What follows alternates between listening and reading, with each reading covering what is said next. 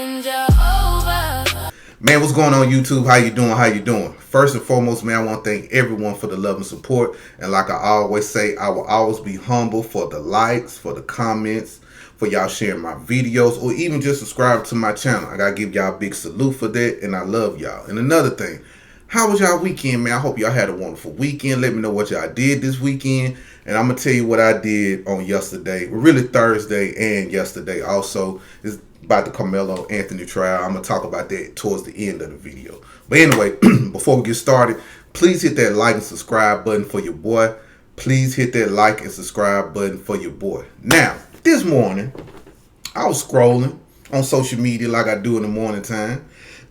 And I seen a video that irked my spirit. And these type of videos all irk my spirit. I don't know why I haven't developed strength in that. Not letting this bother me. But it was a black dude from California, LA, California. Anyway. And he was saying that, you know, we all need to stick together. We need to be like other groups of people.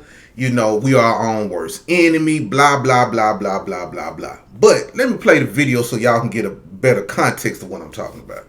All the white people know that they're different type of whites. All of the Asians know that they're different type of Asians. All of the Hispanics know that it's different type of Hispanics. But once my ass get on here and say, yeah, I understand that all the blacks is different, but right now, we need to stick together like everybody else does when it's time for them to stick together. Why is that a bad message to half of you niggas? It's the weirdest shit ever, and that's part of the problem on why our people are so fucked up. Because we be missing the plot. Everybody else don't. Yeah, the Asians, yeah, Cambodian, Japanese, Hawaiian, right? Filipino. But when it's time to be Asian, it's stop Asian hate. Why the hell is that so hard for us to understand? Niggas telling me, bro, listen. My last 3 posts opened my eyes to the truth about my fucking group of people, bruh. We are our own worst enemy. I literally said, okay, I understand that we are different. We all understand that we are different. But for right now, how the whole fucking world is against all of us because they don't give a fuck if you're Haitian and I'm a black American, we niggas to them. How hard is that to understand? We are our own biggest enemy at this point. Y'all tried to jump down my fucking throat for saying that shit. Come on. Now, y'all just watch the video and y'all see what I'm talking about, right? You see the coon and the buffoon this dude is doing. Now, black Americans, we all know that there are different races and ethnicities around the world. We all get that. We all understand it. I think we can understand that concept, right? But the thing that irked me the most was like, he was saying like how the Asians, even though the Koreans and the other groups of Asians don't like each other, they still come together and got the Asian hate crime bill. Or when YT people come together with the Italians and blah, blah, blah. I'm just paraphrasing. They all come together, right? But he basically saying like why black Americans can't unify with the Africans and the Caribbeans and other melanated people. Why is he talking to us about that? Why is he talking about us? What message are we pushing that these people haven't pushed on us? Meaning, he need to talk to them. Talk to the Africans. Talk to the Caribbeans. Black Americans been extending now. We've been extending our hands out to these folks. We've been trying to reach back and say, hey, we are all in this together. White supremacy look at us as one big Negro. They don't look at us as separate. We tried to tell them that. They haven't understood that concept yet because these people are tribalistic and jealous. Those are a jealous group of people. Those are a hateful group of people. Those people, especially the Africans, come from countries where they are tribal. So the Igbo don't like the Undu tribe. The Undu tribe don't like the Tunkane tribe. The Tunkane tribe don't like the Zulu Ding tribe. You know what I'm saying? They don't like each other. So what makes you think these people come from war-torn countries, come from tribal wars, tribal beefs, come to America, and you think they finna side with us? You think they finna side with us? Then he said that that's why we so messed up. Who is messed up? How are we messed up as a group of people? Tell me how we messed up. They messed up. They messed up because these melanated black people have not caught on to the game yet. They have not reached out collectively and said, hey, black Americans, what we need to do? I understand I'm on a visa. I understand I'm an immigrant here, blah, blah, blah, blah. But what can we do to assist y'all on the low? I can deal with that better. I can understand when a person comes to this country and they don't want to ruffle the white man feathers because they don't want to get sent back to the filth that they from. I can understand that. I ain't tripping on that. But my thing is, talk to them. Why are you talking to us for? Why are you talking to us? And how are we missing the plot? That's what I want to know. What plot are we missing? See, that's what he said. We missing. What plot are we missing? We always push back against white supremacy. When we try to tell the African people about the plot, or the Caribbean people about the plot, they always say the plot is wrong. I mean, the plot is right. We wrong. We don't know what we talking about. We need to work hard. Stop complaining about racism, nigga. What are you talking about? The white man built this for you. You are ungrateful. That's what they tell us. What plot we missing? We know that we're in a system of white supremacy. We understand that.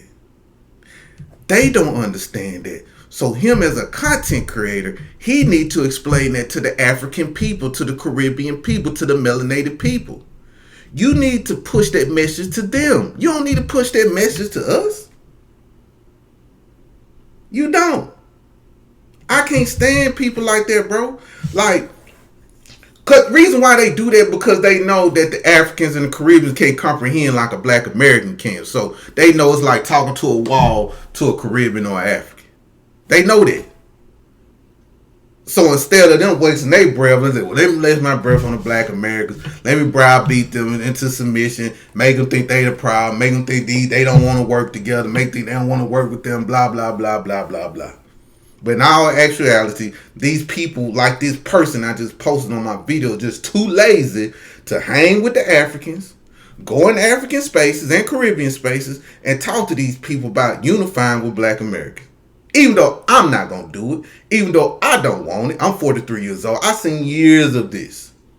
Years of this buffoonery, years of this debauchery, years of these us pushing ourselves on these people, trying to force these Africans and Caribbeans to align with us against these white folks. We know it's not going to happen. We just know it's not going to happen. And he said, we are our own worst enemy. Who's the we? I'm not my own worst enemy. The people that's watching me, they're not their own worst enemy. Who is our own worst enemy? How? How am I making an enemy out of myself? I love myself too much. The people that's watching, they love themselves too much to make an enemy out of themselves. Why we want to hang with the real enemy? Not just white folks now. I'm talking the African and the Caribbean. Those are our enemies too. They are our own worst enemies. How about that? The African Caribbean, they are our own worst enemies. Through politics, through media, through social media, through your workplace, through everything you got to deal with these people. 1 out of 3, they're your enemy. I don't care, because they all trying to kiss up to that white boy. They all trying to kiss up to that white boy. Then he made a statement like, yeah, the world is against us black people, man. We all need to, y'all need to come together with us. You know, the African, nah, nigga. They against us. The whole world is against black Americans. Nobody against no funky Africans or Caribbeans. They against black Americans. The people that you want us to align with is against us. They are jealous of us. They are. These people are jealous of us. And you expect me, as a black American, to trust that these people gonna align with my folks. We align. We don't have no alignment, man. We have nothing in common with them. Just to be honest, there's nothing we have in common. At least Asian people have something in common. White European, they got a little something in common.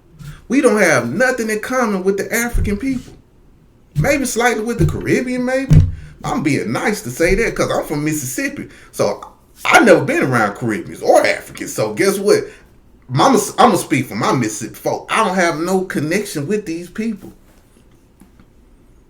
So how can I work with a group of people that I don't have nothing culturally the same with them? My mindset is not them, not like them.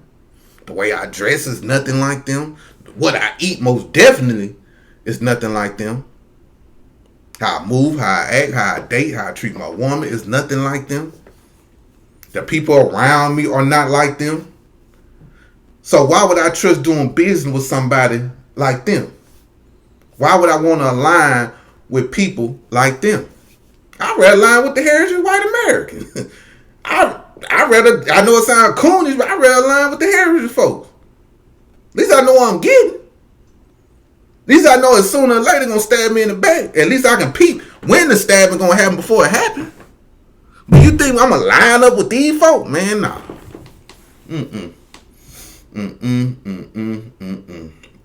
And that's what irked me the most, man. That's what irked me the most when I see black men act like that. That is so crazy to me, bro. I don't get it. I don't understand it. I can't hold that jacket like that because those people are our enemy, man. The people you want to link up with are enemy. You do better than black Americans. We need to work harder together. Some of us need to work harder together. I could take that, but work with a bunch of foreigners that we don't have no connection with. These people that he's talking about, they come from countries over there. You get what I'm saying? Like, let's just look at it like this, y'all. Me as a black American, right? Let's say I moved to Nigeria. I'm the only black American there. 10 other black Americans come and we found out like, oh, okay, we all here. You know what I'm saying? What's up, y'all? What's up, Pip? What's up, man? Where you from, man? I'm from Florida. Oh, man, I'm from Mississippi. You what? I'm from Georgia. I'm from Georgia. Oh, where you from? I'm from Louisiana, baby. You know, we all hooked up together in Nigeria. We don't even know each other. We from different states, different parts of the United States, all that, right? Different culture, because, you know, each state got their own culture, right? But the one thing we're going to do, we're going to come together because we're in a foreign land. Okay? And guess what we're going to do? We're going to build together because that's all we know is each other. We don't know the Nigerians. But we're going to build together and we're going to start taking over shit. That's what the Asians do when they come over here. If you go to an Asian country, they don't treat each other the same in their own country. They unalive each other. They drag each other. They R-word each other. They throw babies over buildings over there. They own kids. Africans, they don't get along with each other. We see what they doing to each other out there. They got R-word festivals out there. They got tribal wars, war-torn countries. You know what I'm saying? R-wording old ladies and stuff. They doing all type. They don't get along. But everybody gonna get along when they come to a foreign land. And that's what these men don't understand. And they get certain type of privileges over us too that the government gives them because of white supremacy, how they want black Americans on the boot of everybody else. Well, we're gonna change that. So yeah, man, that dude need to go on somewhere. But anyway, let me segue to this right quick. So I had the pleasure of going to the Carmelo Anthony trial, and I didn't sit in the trial, but I went, to the courthouse and stuff, and I had the opportunity to speak with people that's close to Carmelo, like close to the family members. And I just want to tell my black American family this: he is in good spirits. He is confident he's going to beat the case. Because that's one of the questions I asked. Don't get too far here. One of the questions I asked the young lady that's close to the family is, how is Carmelo mental doing? How is he feeling? Does he feel confident? Is he down? And she said, no, he ain't down. She said it with like a soulful expression when she said that. Like, I believe, like, it was like conviction that she said, nah, that boy fine. She said, even with the 12 jurors, he wasn't tripping. He knew he was going to beat the case. Let me tell y'all the details that a lot of people not talking about. So Thursday, I went Thursday. Keep in mind, I didn't go inside the trial, but I was around the courthouse. So the first day, it was a lot of racial tension. You got white folks and black folks, that type of whoop-da, all this shit. But Saturday, when I went, that's when I really got to sit down and just analyze everything. Now, hold on, let me go back to Thursday, I'm sorry. So Thursday, I did get a chance to talk to some people out there because I know a couple of people that do community work out there in Dallas. They was out there too. So the first day was very theatric. So I didn't pull out my phone and nothing like that. I didn't record anything, nothing too much of that. But Saturday was the day I really got a chance to internalize everything. Let everything soak in and let everything just, I don't know, man, just let it come through me, right? So I got this when I got a chance to talk to the young lady. And I asked the young lady this question. I said, how Carmelo feeling? Because she's close to him. She's one of those people that's close to him. And she said, I can't say this. I asked, can I say this on my platform? She was like, Carmelo is doing fine. He's very confident. She hears him in the background when she's talking to certain people in the family, and you could hear like confidence exuding from him, So he's in the good spirits, and I asked about the mother and the father. They said they're in good spirits. Besides them, word, because that's their child, so that's understandable. But they're confident also. Mike Howard, the lawyer, I got a glimpse of him in my own eyes when they took a lunch break and he came out and I saw him, and he walked with confidence. Let me tell y'all something, y'all. That lawyer he got, and I know a lot of folks don't like when I say this, but he's like the white Johnny Cochran, bro. He's like the white Johnny Cochran. He ain't playing. And it's another thing we're gonna have to talk about too, y'all, that we really need to home in on is the biracial and black kids that live in these communities in the suburbs. Meaning, a lot of us start to transition and make money, right? And we tend to put our children in better neighborhoods or better situations. Doesn't matter. There are great black suburb neighborhoods, there are mixed neighborhoods, then you have all white neighborhoods, right? So when we move our children to these all white suburbs, right, because we make a little more money, we want our children to see better. I understand, I ain't tripping. A lot of parents take the nigga out their child. I want y'all to think about that. A lot of people take the nigga out their child. And when you do that, and we don't teach your children that who they are as black people, their spirits start to align with the white kids, the Latino kids, the Asian kids, and stuff like that. And he thinks they're all equal, we all the same, and things like that. I got a chance to see the kids that testified against Carmelo, biracial and black kids. I think it was maybe one or two white kids. Biracial kids is a problem. And it's different when I talk about it. It's different when I see adults that are biracial. That's the issue. But in this context, when you see biracial kids, and you be like, nigga, really? You know what I'm saying? They kids, so I ain't faulting them. I understand. But it's just the future that we're going to have to deal with when it comes to these biracial children, y'all. I think these biracial children that's out right now is going to be the downfall of black America. I promise. Especially the ones that live in these areas where, I ain't going to say affluent, but middle, upper class, and, middle and upper middle class and upper class areas. They're going to be an issue. They're going to be a issue, y'all. I don't know how we're going to check that.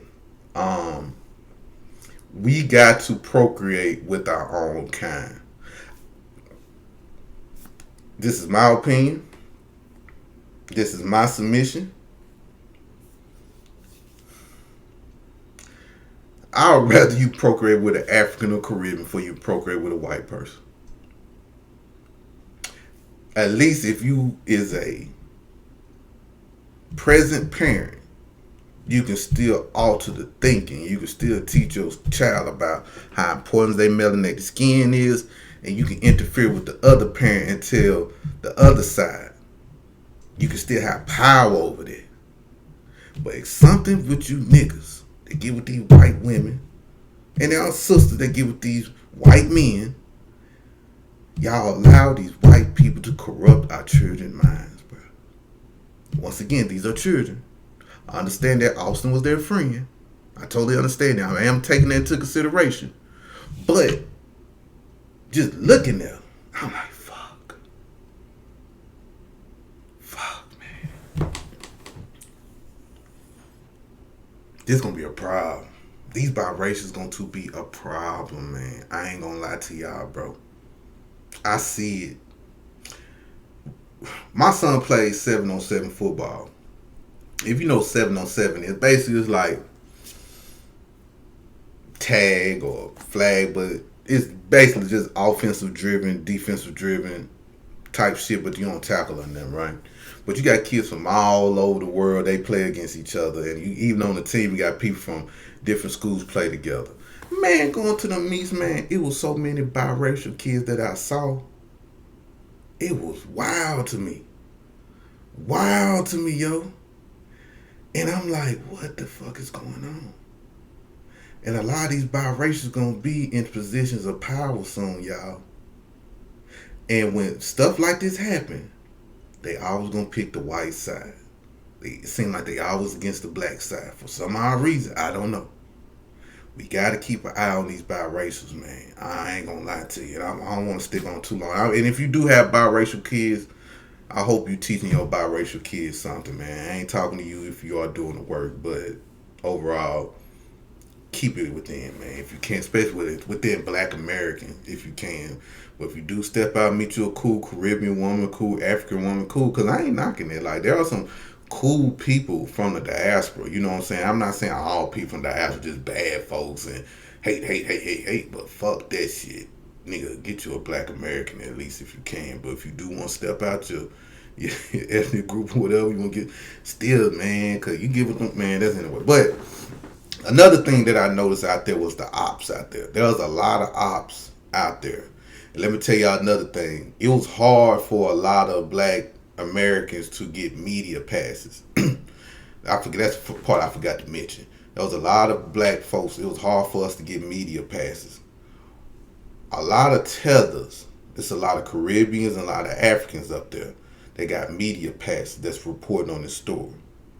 Let me say that again. A lot of tethers and a lot of tethers and coons up there got their media passes, and mostly white folks. And it's hard for other Black Americans to get those media passes. Even people that get there at 4:30 in the morning, they making it hard for them to get there. Okay? They're making it hard for people to get inside also. Cause YT people got they be finagling. Man, they got they got entrances from back ways to get to this place, to get to the courthouse, y'all. I didn't know that. That's a whole nother story, but it's a lot of oppie behavior up there. It's a lot of Democrat shields. I seen a lot of Black Lives Matter up there, and I saw a lot of Pan-Africans out there. Let me say this. For the ones that came with good faith in those groups that I named, I salute to them. But the ones that didn't, I don't salute them, man. Because it was a couple dudes out there shaking their little butt, being disruptive. You had black folks, and I think these was agents riding around saying F y'all, talking about just F everybody, F Austin Metcalf, F all the white people, but they were being very what can I say? How can I say it? They were being very I don't know what's the word I could say. I don't want to say antagonistic, but y'all know what word I'm trying to find. But that just came out the blue out of nowhere. You know what I'm saying? Like, where the fuck y'all come from? It was a truck full of black girls up in there, and they were just riding around saying, F all you white people, They be there. I can't think of the name, but you got federal agents, you got Fox News up there, you got all these major news organizations up there, you got sheriff, U.S. Marshals, everybody up there, and you got all these white supremacist groups up there. And I just think I think those paid agitated, those women that drove by. That's just my opinion. That's just my opinion. But overall, I think Carmelo's going to beat the case. I think everything's going to be fine. Another thing I found out was he does have an appeal lawyer. And from what I understand, I don't know how court works. Not the appeal of the case, but they filed an appeal already. There's an appeal already in motion already, from what I understand, because of his civil rights was denied or something. So even he is found guilty, there's still a strong possibility that he's gonna be on an appeal bond, because it was an unfair trial. It was just an unfair trial, man. It's so much stuff that went on with this trial. So either way, guilty or not guilty, Carmelo will still walk free. Okay? He will still walk free. And I just want to give my special shout out to the family of Carmelo Anthony. We stand behind you, brother, and we fighting for you, and we see you, okay? But anyway, y'all, I didn't mean to go on that long tangent, but that's what I had to say, and I hope y'all enjoyed the video. Salute to everyone. Y'all have a good one. Thank you.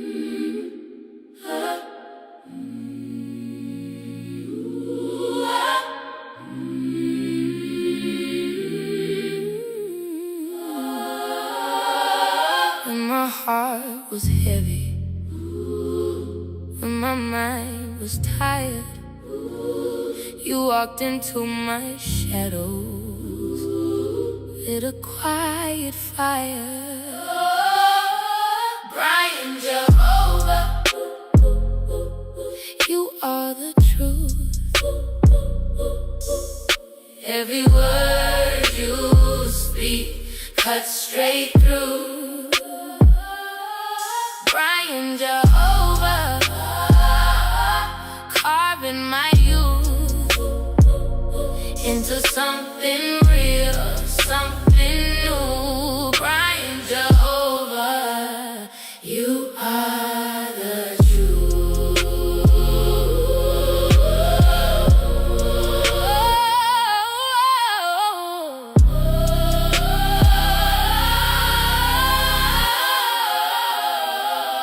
When the lies were louder than the voice inside,